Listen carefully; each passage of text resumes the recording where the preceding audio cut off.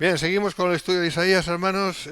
Ya no vamos por número de vídeos porque hemos perdido la cuenta, sino por capítulos ya directamente. Entonces vamos a ver si podemos terminar el capítulo 55 y si nos da para empezar el 56.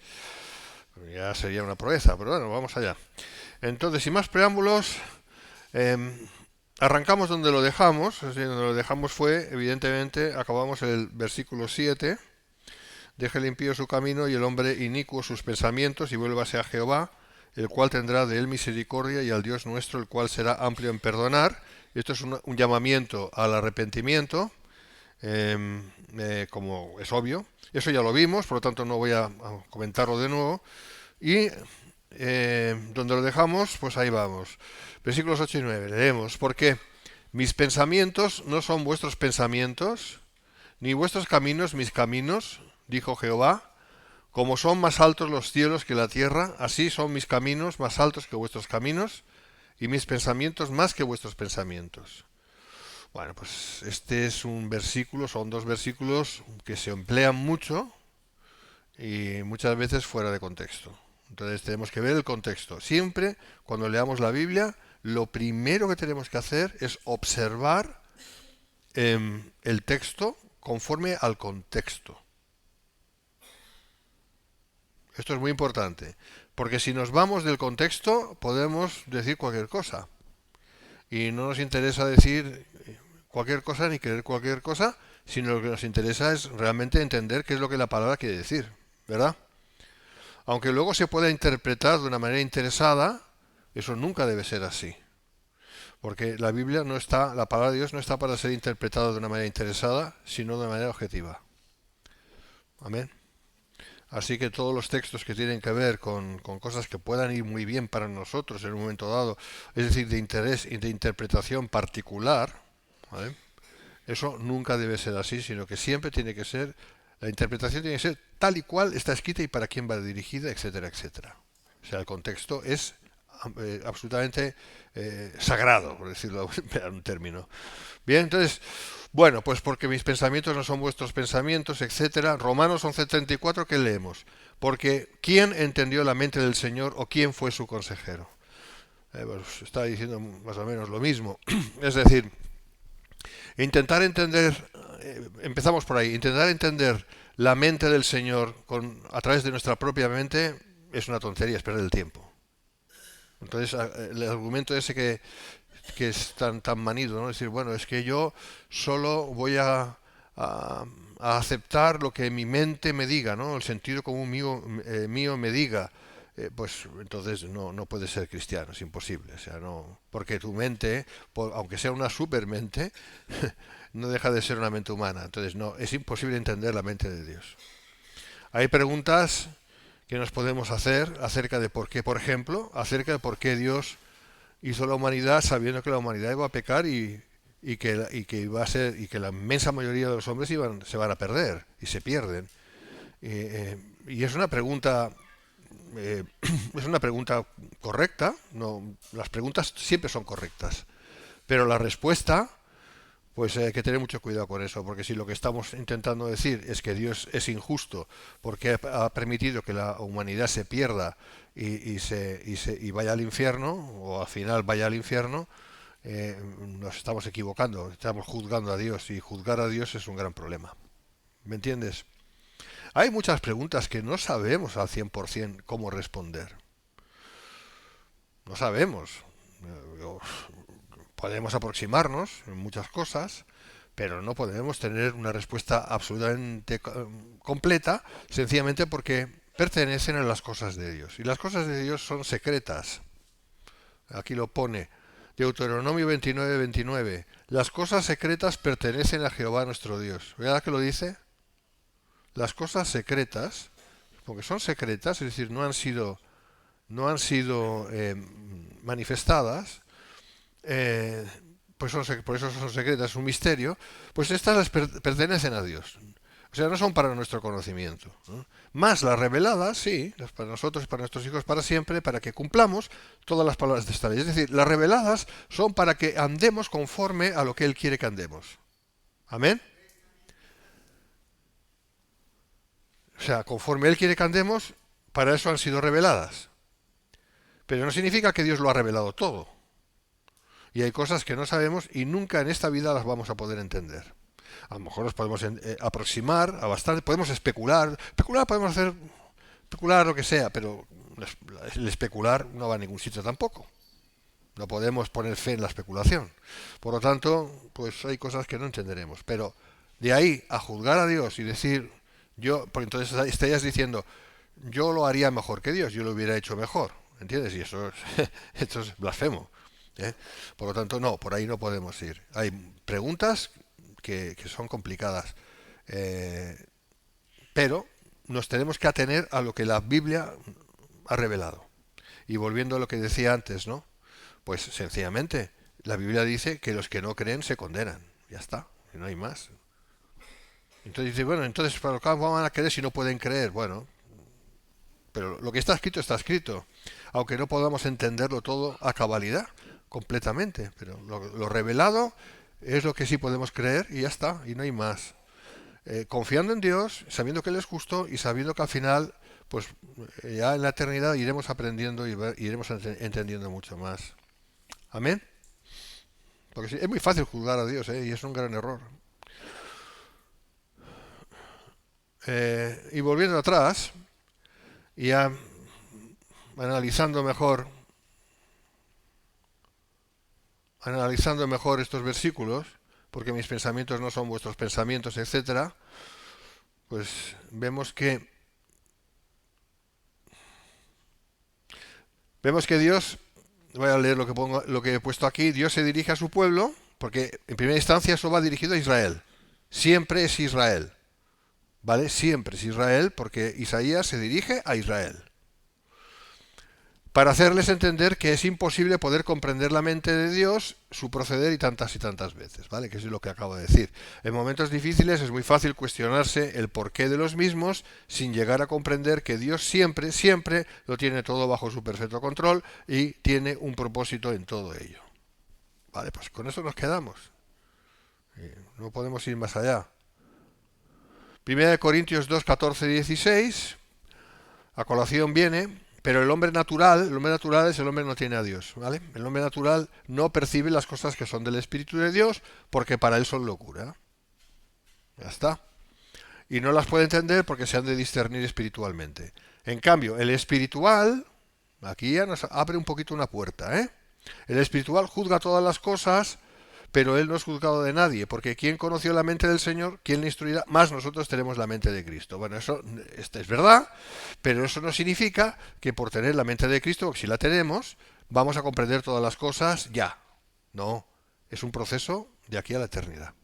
¿Vale? Es un proceso que abarca la eternidad. Y la eternidad dura mucho, hermanos. ¿Vale? Pero estamos en el camino. Los cristianos estamos en el camino. No entendemos todas las cosas, pero estamos en el camino de entenderlas. ¿Amén?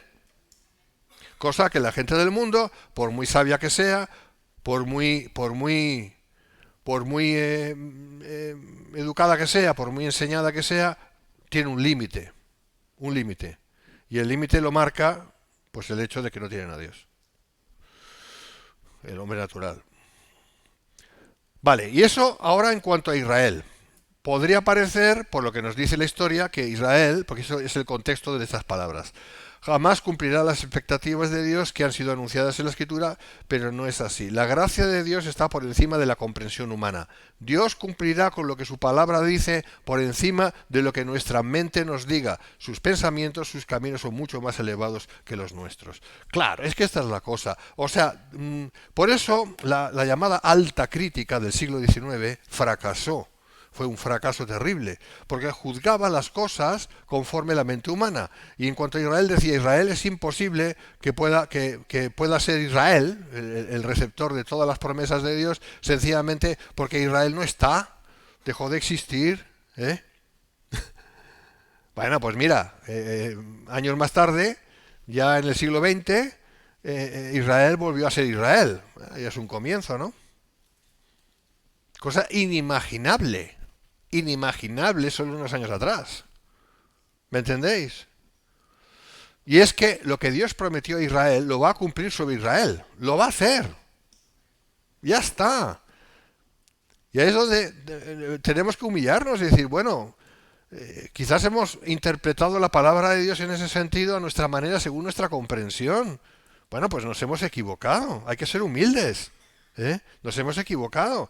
Porque Dios no miente. Y no podemos extrapolar todas las bendiciones que eran para Israel y ahora decir que son para la iglesia, cuando una gran mayoría de ellas no encajan. No encajan en el concepto de iglesia. Y cuando Dios habló de Israel, no habló de la iglesia, habló de Israel y es Israel, punto, ya está. Amén. Es así. Y Dios no nos está pidiendo que seamos israelitas. Hay muchos que dicen, bueno, con que la palabra de Dios se tiene que cumplir, no nos tenemos que hacer judíos, que son los judaizantes de hoy en día. Nos tenemos que hacer judíos porque, claro, si no, no cumplimos la palabra. No, señor, nosotros no tenemos que judaizar ni ser judíos ni nada. Yo no soy judío, lo siento. Si hubiera nacido judío, sería judío, pero con que no he nacido siendo judío, no soy judío. Si no soy judío, soy gentil. Ya está. ¿Me entiendes? Pero en ese sentido no tengo nada que ver con Israel. Y lo que Dios prometió a Israel no me lo prometió a mí, lo prometió a Israel. Que de ahí yo puedo sacar lecciones, enseñanzas que hasta cierto punto las puedo aplicar a mi vida. Hablo como miembro de la iglesia. Pues claro, claro, claro que sí. Pero hasta donde llegue. Pero hay cosas que no, como ya estuvimos viendo, cuando estamos estudiando estos capítulos. Cuando compara a Israel con una mujer pobre, apartada, desconsolada, pues yo no soy así. Yo como miembro de la iglesia no. Yo tengo el Consolador, tengo el Espíritu Santo, yo no estoy desconsolado.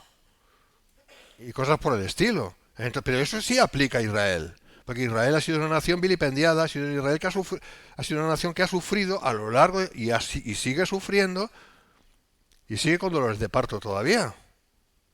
Y hasta que se cumplan los 2000 años de Oseas. Por lo tanto, tenemos que entender la palabra de Dios como ha sido escrita, hermanos. Y eso es muy importante, si no estamos sacando las cosas de contexto a cada momento. Seguimos. Versículos 10 y 11, porque como desciende de los cielos la lluvia y la nieve, y no vuelve allá, sino que riega la tierra y la hace germinar y producir, y da semilla al que siembra y pan al que come, así será mi palabra que sale de mi boca, no volverá a mí vacía, sino que hará lo que yo quiero y será prosperada en aquello para que la envíe. Amén. Es así, Dios es soberano, punto, se acabó. Así como el líquido elemento cae del cielo y moja la tierra, cumpliendo sin excepción el propósito determinado de satisfacer las necesidades de los seres vivos, la palabra de Dios del mismo modo también producirá los resultados señalados, cumpliendo los propósitos espirituales de Dios y en concreto y en particular, según el contexto de la escritura que leemos, el establecimiento del reino de la simiente de David sobre toda la tierra, porque de eso está hablando todo el rato. ¿Me seguís? Todo esto, toda esta porción de Isaías está hablando de el reino mesiánico.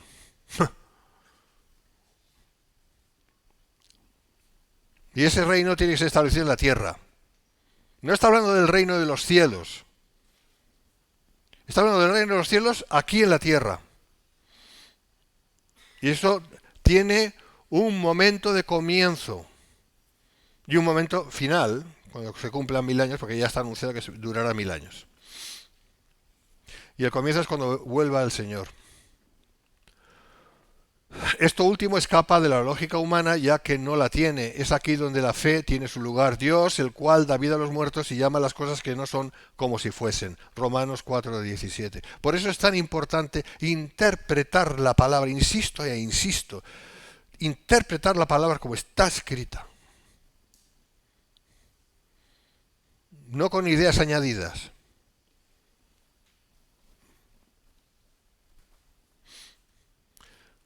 Seguimos, versículo 12, porque con alegría saldréis y con paz seréis vueltos. Los montes y los collados levantarán canción delante de vosotros y todos los árboles del campo darán palmadas de aplauso. Porque con alegría saldréis y con paz seréis vueltos.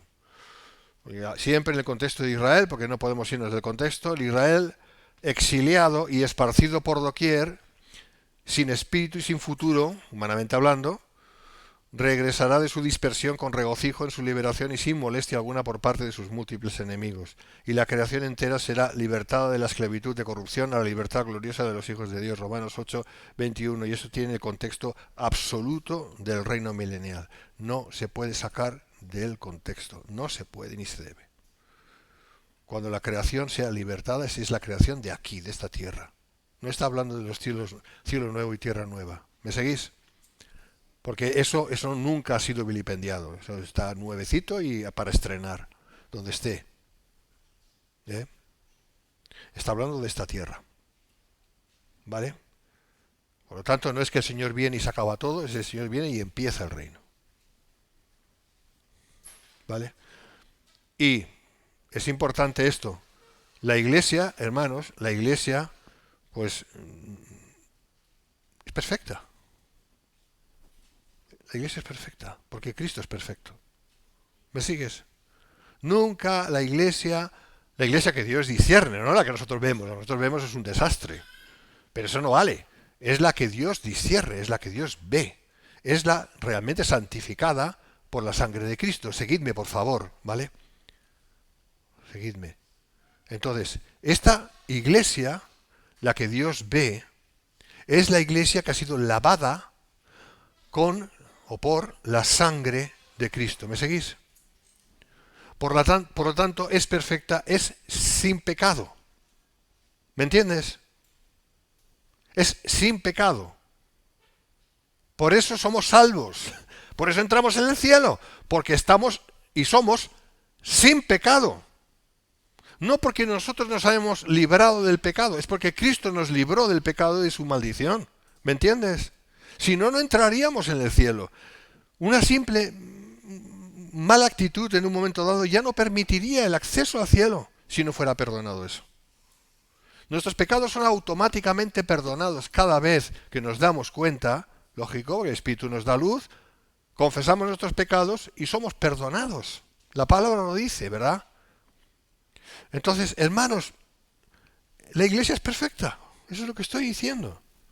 Nunca ha sido vilipendiada, nunca ha pasado por no sé qué y ha tenido que ser corregida, nunca ha sido una pobre mujer desamparada, desconsolada, como pero Israel sí.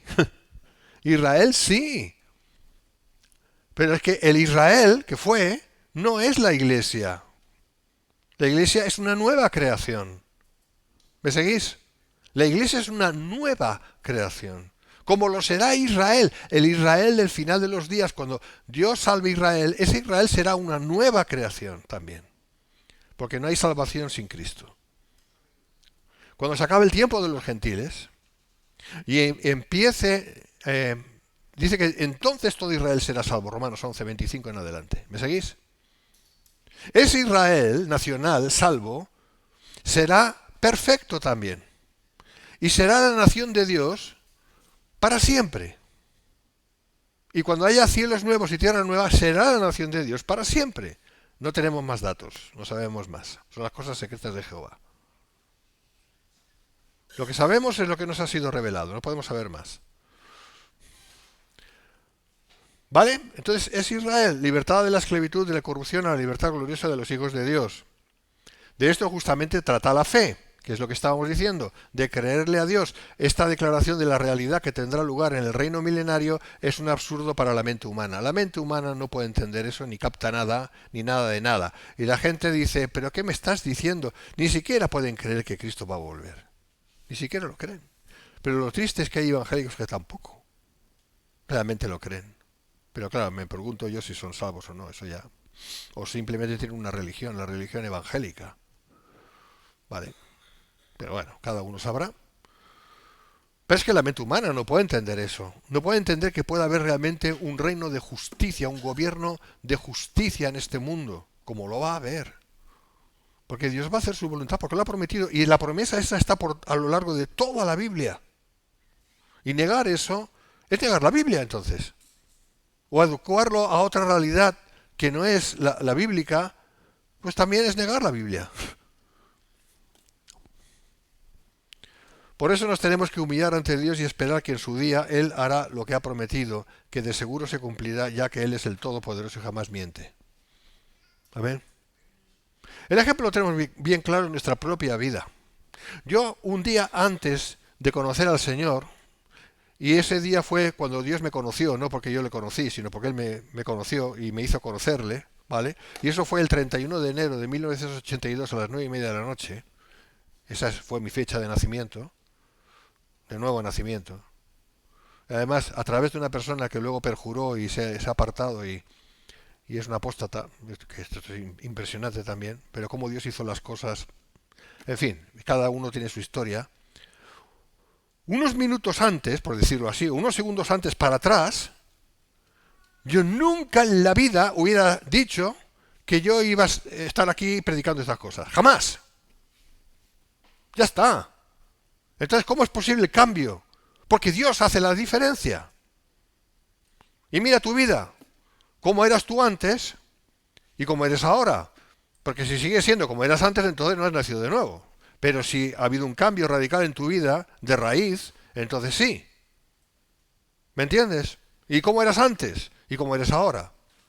¿Cuál fue la diferencia sustancial? En el mismo segundo para atrás, en ese mismo segundo para adelante. Pues ahí es donde lo ves. Pues si Dios ha hecho esto en nuestra vida, ¿qué problema tiene en hacerlo en este mundo? ¿Qué problema tiene si Él es el Todopoderoso? Y si la oración es, hágase tu voluntad como se echa en los cielos, aquí en la tierra, ¿qué? ¿Dios no va a contestar esa oración, que es una oración del Hijo? Cuando los discípulos le dijeron, enséñanos a orar. Y esa fue la oración. Esa fue la oración. Que se haga, venga a nosotros tu reino. Está hablando del reino literal. Está hablando del reino mesiánico. No está hablando de un reino espiritual, vaya usted a saber dónde está. Está hablando del reino sobre la tierra. Venga a nosotros tu reino, hágase tu voluntad, como es hecha en los cielos, aquí la tierra. Es negar el milenio, es negar la Biblia. Y a mí me enfada mucho esto ya, me indigna. ¿Cómo se puede ser tan osado de negar algo que está escrito simplemente porque no lo entiendes, porque no te parece? Y a mí qué me importa que tú no lo entiendas o no te parezca. A mí lo que me importa es lo que Dios dice. ¿Me estás entendiendo? Y si es algo tan importante, porque la Biblia habla tanto de ello, ¿cómo lo podemos obviar? ¿Cómo podemos dejarlo de lado? Es un pecado. Es un pecado. Y no valen excusas. Seguimos. Versículo 13. En lugar de la zarza crecerá ciprés. Milagro, ¿no? Y en lugar de la ortiga crecerá rayán. Otro milagro, ¿verdad? ¿Qué tiene que ver la zarza con un ciprés? Nada. Sin embargo, está diciendo eso. Y será Jehová por nombre, por señal eterna que nunca será raída. Ahí está. Por señal eterna que nunca será raída. En el reino davídico, los cambios positivos en la naturaleza, incluida la reversión de la maldición, Génesis 3:17, serán un testimonio continuo de la redención del Señor de su pueblo, en cuanto a su pueblo. Esto es lo que va a pasar, y es lo anunciado, y Dios no miente. Israel será salvo, Romanos 11:25 en adelante, y la tierra será liberada de la maldición del Génesis para ser un lugar donde la voluntad de Dios se hará como es hecho en los cielos. El apóstol Pablo habló de ello, incluyendo también a la iglesia en todo ello, en este caso. Romanos 8:18 al 23, pues tengo por cierto que las aflicciones del tiempo presente no son comparables con la gloria venidera que en nosotros ha de manifestarse. Esto incluye a la iglesia también, lógico. Porque el anhelo ardiente de la creación es el aguardar la manifestación de los hijos de Dios. Aquí ya está hablando del reino, porque está hablando de esta creación. Porque la creación fue sujetada a vanidad, no por su propia voluntad, no porque quiso, sino por causa del que la sujetó en esperanza. Y ese es Dios.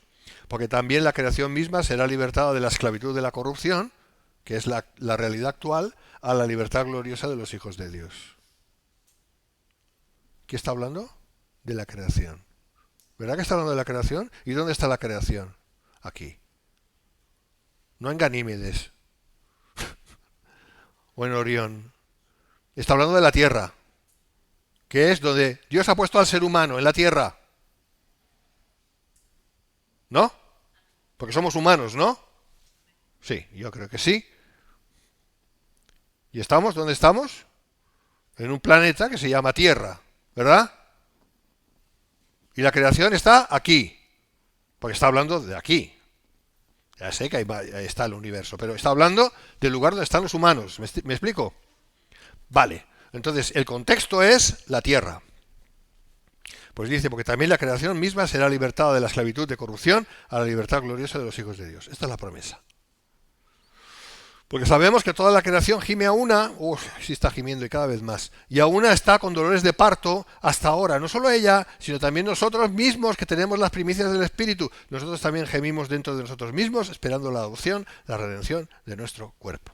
Amén. Esto lógicamente tiene que ver, como ya estamos diciendo, en este caso, para la Iglesia, pero también para el reino que se tiene que establecer y para los que entren en el reino, que serán también hijos de Dios y procrearán, tendrán hijos, pues por eso procrearán, claro, tendrán hijos y llenarán la tierra y todo eso será por 1000 años. E Israel, nación sobre todos los demás. Las dos cosas son verdad. Vale, lo voy a dejar aquí. Porque ya aquí nos vamos ya a otra cosa y ya está bien. Ya 3/4 de hora de enseñanza. Que Dios bendiga. No sé si tenéis alguna pregunta o comentario.